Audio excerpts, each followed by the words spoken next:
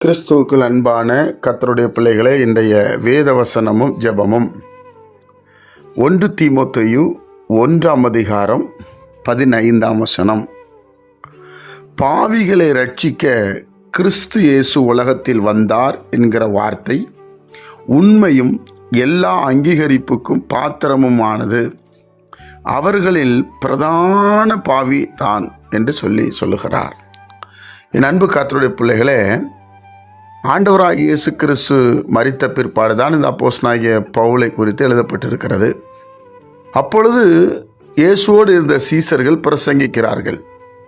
பாவிகளை ரட்சிக்க இயேசு கிறிஸ்து வந்தார், நாங்கள் பாவத்தில் இருந்தோம், இயேசு எங்களை ரட்சித்தார், எங்களை மாத்திரமல்ல ஏராளமான மனிதர்களை ரட்சித்தார், கல்லறையில் வாசம் பண்ணவனை ரட்சித்தார், பாவியான ஸ்திரியை ரட்சித்தார் இல்லையா? இப்படி ஏராளமான காரியங்களை பேசினார்கள்.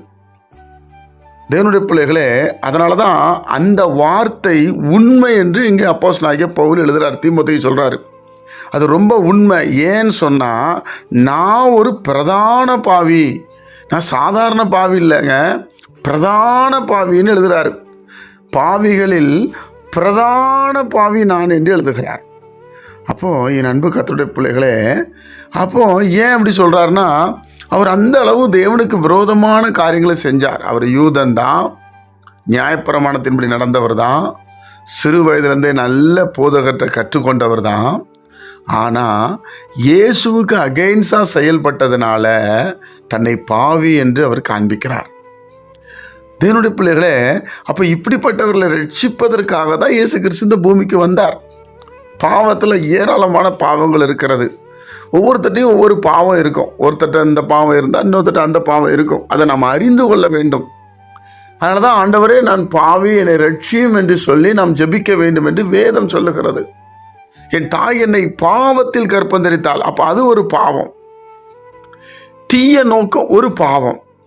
ஒருவனுக்கு நன்மை செய்து அதை செய்யாமல் போனால் அது பாவம். புரிஞ்சிட்டீங்களா தேவனுடைய பிள்ளைகளே? தேவனுக்கு கீழ்ப்படியாதது ஒரு பாவம், வசனத்தின்படி நடக்காதது ஒரு பாவம். இதெல்லாம் பாவ லிஸ்ட்டில் வந்துடும். அதனால தான் நம்ம பாவியாக மாறுறோம். இதனால தான் இந்த மனிதர்களை தன்னுடைய ஆவியினாலே அவர்களை ரட்சிக்க இயேசு கிறிஸ்து இந்த பூமிக்கு வந்தார் என்கிற வார்த்தை உண்மை என்று எழுதுகிறார். அதனால் இயேசு கிறிஸ்து இந்த பூமிக்கு வந்த நோக்கம் பாவிகளை ரட்சிக்க. உலகத்துக்கு வர்றாருங்க, அவர் தெய்வம். ஆனால் உலக மனிதனோடு வருகிறார். எவ்வளோ பெரிய பாக்கியத்தை நாம் பெற்றிருக்கிறோம். ஜெபிப்போமா? பரிசுத்த பிதாவே, உம்முடைய குமாரன் இயேசுவின் நாமத்தில் நாங்கள் வருகிறோம்ப்பா. ஆண்டவரே, பிரதான பாவிகளை நான் பாவியப்பா. ஆண்டவரே, எவ்வளவாய் துக்கப்படுத்தி இருக்கிறோம், கண்ணீர் வெடிக்க வைத்திருக்கிறோம், அவமானப்படுத்தி இருக்கிறோம். ஆண்டவரே, உம்முடைய சித்தத்தை செய்யாதபடி உண்மை கஷ்டப்படுத்தி இருக்கிறோம். இந்த நாளிலும் கூட ஆண்டவரே, நாங்கள் எங்களை முற்றிலும் விட்டு கொடுக்கிறோம், எங்களை அர்ப்பணிக்கிறோம். மகிமையின் பிரசன்னத்தினால் எங்களை நிரப்பும். கர்த்தராகிய இயேசு கிறிஸ்துவின் மூலமாக இதை கேட்கிற ஒவ்வொருவரையும் ஆசீர்வதியும். இயேசுவின் மூலம் பிதாவே, ஆமென்.